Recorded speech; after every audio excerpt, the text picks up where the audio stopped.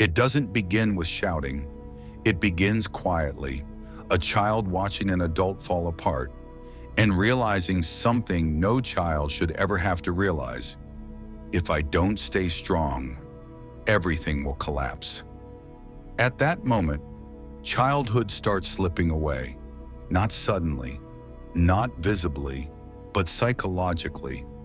The child becomes alert, careful, emotionally awake long before their brain is ready. They stop asking for comfort and start becoming the comfort. They learn to read moods instead of playing. They learn silence instead of safety. They learn responsibility instead of rest. And the world applauds them. You're so mature. You're so responsible. But no one asks the real question. What did this child have to give up to become this way? Psychology has a name for this pattern. It's called parentification.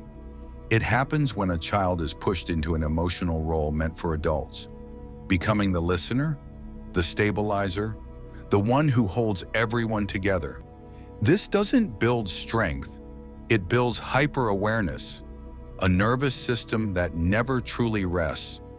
That child grows up scanning every room, sensing tension before words are spoken. Believing love must be earned by being useful, their needs feel dangerous. Other people's needs feel urgent.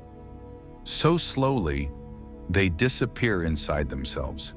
They don't vanish physically, they perform. They become the good child, the quiet achiever, the emotionally strong one. And eventually, even they forget that this version of them was built for survival, not for living. If this feels familiar, know this: nothing was wrong with you. You adapted because you had to. That child doesn't disappear when they grow up. They simply grow older inside a body that looks adult. The survival patterns they learned early don't fade with time.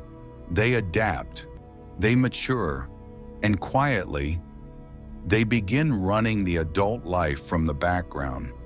As an adult, they often become hyper-independent, not because they don't need help, but because needing still feels unsafe. They equate love with responsibility. They feel worthy only when they are useful. Rest feels uncomfortable. Stillness feels suspicious. Because their nervous system never learned what safety feels like. In relationships, they overfunction. They listen more than they speak. They fix more than they feel. They carry emotional weight that was never meant to be theirs. They may appear calm, capable, successful, but inside, they are exhausted. Because strength was never a choice, it was a requirement.